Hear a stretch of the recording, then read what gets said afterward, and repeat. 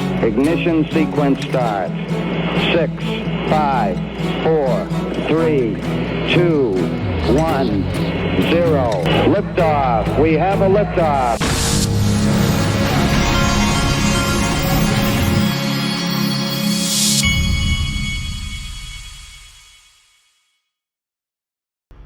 Hey everybody, this is the Digital Asset Investor. Look at this link to my sponsor. Will the IPO market thaw in 2024? We surveyed 2,500 investors to gauge their expectations. 52% surveyed investors are optimistic, hoping for a significant IPO recovery in 2024. 78% believe tech and AI sectors might lead in IPOs, reflecting current trends. 55% report emerging tech as dominant theme in their portfolios. Do you anticipate a notable uptick in IPOs? The digital asset investor does. And the IPO, the private equity market is so important. Folks, I want to show you a video. I think I showed him saying something similar before, but it's a video. And by the way, on link to today, they've got Circle. But Circle has already announced they're going IPO. They've already filed that they're going IPO this year. Go check it out because I don't think Circle is going to be around much longer. Listen to this. This is Tony Robbins, the guy that was the motivational speaker. Listen to what he says about the returns in private equity versus the regular markets. Why the book? Why now? Well, it's interesting. It's the third in my trilogy, and I wasn't planning on doing a third one, but I had the privilege. Well, if you're going to do a trilogy, you would need a third one. I wasn't counting on a third one. But I had the chance to interview 13 of kind of the masters in the universe, the masters of private equity, who, $20 billion to $100 billion firms, but they're actually producing 20% compounded for decades, some of them 30%. And as you well know, for decades, private institutions, big institutions, pension funds, ultra-wealthy people have had access, but the general public has not had access, and most of them don't even understand the impact. For example, in the S&P 500 for the last 35 years, we know we've compounded at 9.2%. It's pretty darn good. You're doubling your money about every 8 years. But you've got 14.2%, not with these guys, with average private equity. So imagine getting 50% more per year compounded for decades. So as an example, if you had $1 million and you put it aside in the S&P 35 years ago, forgot about it, it's worth 26 million. Take the same million, same 35 years, put in private equity, average private equity, it's $139 million. So the ability to get much higher returns with less risk, which is what Ray Dalio's part of this book is about, is understanding the math of how to do that. And there's some new rules that make it accessible for people that are general investors. It's come down, but let's be clear. And you make this point in the book, by the way, which is the private markets are now where the real money is going. Not to disrespect any of our audience and listeners out there that is going in the stock market. I'd take the 26 million on $1 million. The real money. And twice on Sunday, Tony. Most of them. Folks, reminder, Circle's already announced they're going IPO. It's on Link 2 today. Link 2 has made it more accessible than anywhere to get into the private markets, as low as $2,500. I don't know if that's what it is today. Normally it's like $5,000 minimum, but every once in a while they lower it down to $2,500. I don't think they're doing that today, but don't quote me on that. But go check it out. They've also got Ripple, and you're gonna be interested in the Ripple on the platform for this reason.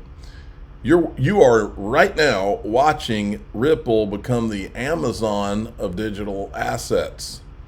They've focused on payments for all this time. Now they've just acquired standard custody from PolySign, along with its says here, I pulled the article. It says Ripple's acquisition plan to grab a company with a New York trust charter will expand the business it's allowed to conduct in the U.S., potentially letting it move beyond its well-known role as a payments network. The deal, Ripple's second recent purchase of custody business, must still be approved by the New York regulator. Ripple struck a deal to acquire Standard Custody and Trust Company, the company said Tuesday, in order to secure a New York trust charter in an ongoing expansion of its U.S. regulatory licensing. And we've been hearing recently from an ex-employee of Ripple that there's an imminent announcement about that is related to their money transmitter licenses. You can see this all happening before your eyes. Ripple private equity is also available on Link 2. And then there's this. the Bitcoin narrative. Yeah, Tom, I want to switch gears to Bitcoin. It's been a big couple. I have a theory, folks, that all this Bitcoin stuff, that they're doing all of this to create excitement in the IPO market, the crypto market, and all of this AI for 2024. And I believe, like Crypto Lark, the clip I played yesterday, I believe this is all going to run up into 2025. And I'm going to show you in my private group today what I think is a potential possibility after that. Because I think that into late 2025, into 2026, we could see massive collapses of different, not necessarily crypto and private markets, but in the overall economy. Listen to this. Yeah, Tom, I want to switch gears to Bitcoin. It's been a big couple of days, really, for Bitcoin. I'm sure you watched the Super Bowl last night. I don't know if you caught this. I did, and then I paused and I took a picture of my screen and I tweeted that out. CBS showing Jay-Z and Beyonce, because, of course, everybody knows Jay-Z and Beyonce. But look at that. Many people may not have noticed the guy they were hanging out with, the dude with the beard on the right to the viewer's right. Of course, Jack Dorsey, founder of Twitter, now runs financial firm Block. He's wearing a Satoshi Nakamoto sweater. Satoshi Nakamoto said to be the inventor of Bitcoin, which hit 50,000 for the first time in more than 2 years. Why am I bringing this up? Just a gratuitous Beyonce check. But hey, what a run in Bitcoin. What's changed just the last 2 or 3 weeks, Tom? Well, we know that the ability to buy Bitcoin has changed a lot, Brian, with the launch of the ETFs, and there are multiple ETFs, and it makes it easier now for people who have traditional brokerage accounts to buy Bitcoin. I think it's a wonderful development because it is really allowing people to finally have exposure without having to necessarily store their own private keys, and I think it was great to see that sort of subtle reference at the Super Bowl. Yeah, I just think it was probably a Jay-Z and Beyonce move higher. But with Bitcoin, anything can... Okay. Now, the central bankers, they sometimes they say the quiet part out loud, like here. You know, the fiscal challenges, etc., that are there. So very focused on being cost effective. We actually fund ourselves and then work out what dividend is needed to pay. So we kind of it's a great business to be in, central banking. Print money and people believe it, and touch wood. And so print money and people it's believe a slightly it. Different beast. They're literally laughing at all of us, folks. Okay, that's what they think of us. Remember this? It reminded me of this clip. Remember this clip where the FDIC was they're talking about bail-ins, and just to remind you what this means, and I don't. There's not a question in my mind this is going to happen. It's when the economy finally collapses. What they've written into the laws, just to remind you, is bail-ins, and what that means is, I think all bank accounts are insured up to $250,000. If you have anything over that $250,000, when the you-know-what hits the fan, they've written into these banks rules that they will be able to basically go in and steal any of your money over the top of that $250,000 insured, just sweep it right out of your account. And it'll be this is your patriotic duty. The country's in an emergency here. But this is them talking about it, and they're debating as to whether they should tell the public about it. Optimistic about your ability to communicate with the people who really need to know in terms of a crisis. There was a lot of interest just after the crisis. It's dwindled over time, and so people are sort of less and less interested in getting into the nitty-gritty and some of the really interesting developments. So I would think your strategy ought to be to disclose as much as possible to people who professionally need to know about it. And that would certainly include the ratings agencies and the people within the banks who are responsible for these judgments.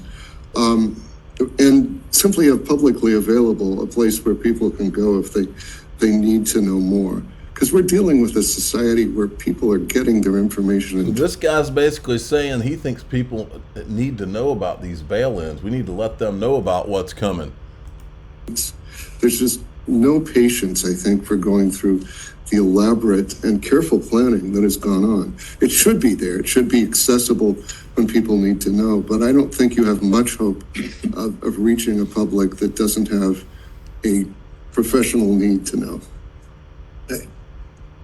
I completely agree with that. I almost think you'd scare the public if you. Okay, so I had that wrong. They both think we shouldn't tell the public.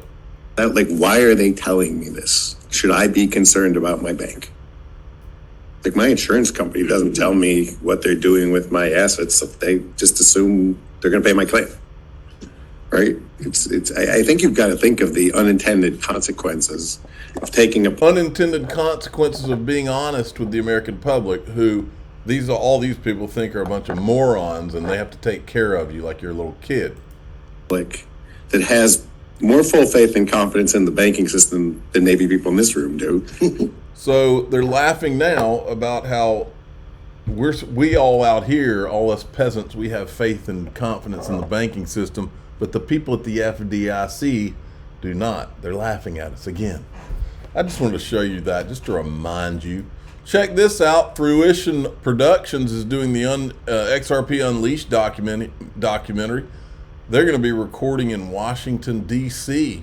Exciting interviews. Looks interesting. All right. Here's an update on, this is the update on the people from at Medico that were either fired or left Medico after Ripple bought it. Business Medico just saw two major departures. The company's CEO, Adrian Treccani, and Chief Product Officer, Peter DeMeo, are both leaving the firm, which provides institutions with custody services. Customers include Citi and HSBC. Now, we reached out to Ripple, and a spokesperson told us, quote, "We appreciate the strong and industry-leading custody business that Adrian and his team built, as well as his leadership in integrating the custody team and solution with Ripple following the acquisition last year." The statement went on to say that custody remains integral to Ripple's growing business. Now, Ripple acquired Medico back in May of 2023 for $250 million. Okay. Then we've got this 100 million XRP transferred from an unknown wallet to Ripple. We don't know why. Metal Man says Coinbase will win its lawsuit against the SEC. X Hall of Fame. Okay. I'm not going to go further into that. I wanted to show you this Stuart Alderati tweet. He said, please read this thread from Coinbase Chief Legal Officer under Gensler and its Enforcement Director Gerber Graywall, no relation. The SEC behaves as if it operates in a police state exempt from the consequences of its actions. Enough is indeed enough. What they're talking about here is the debt box case. And just like the SEC lied in the Ripple case, remember when for a year they were saying that the Hinman speech was his personal opinion, when they knew that was a lie, and Ripple had to spend $100 million, and part of that money was going to trying to prove or trying to defend itself while the SEC's lying in court. Well, they lied in court in debt box too, and the point that's being made here is, so you're lying in court and then you're getting the judge to make rulings that are based on your lies, and then because you face no repercussions, you just go on down the road and you're getting your motions, but nobody's stopping and saying, wait a minute, let's go back to that motion, let's go back to that ruling you just did, Judge, and you did it based on lies they were telling, and let's get rid of that ruling. In other words, the SEC's been able to win cases because of the lies, and nobody's going back and saying, no, let's revisit the lies. Now, speaking of lies, folks, what I'm going to talk about in DAIXRP.com is this.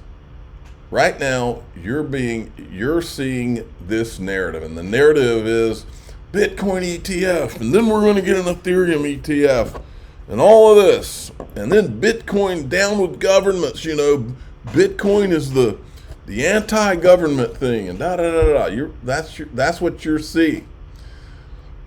I have a question. I have a theory, and I think that the Bitcoin story ends one of two ways.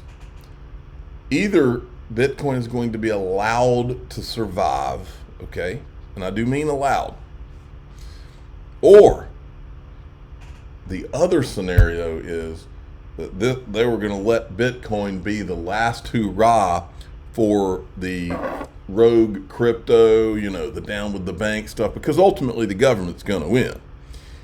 And in that scenario, I think that the winners all of a sudden will emerge, and they won't be Bitcoin.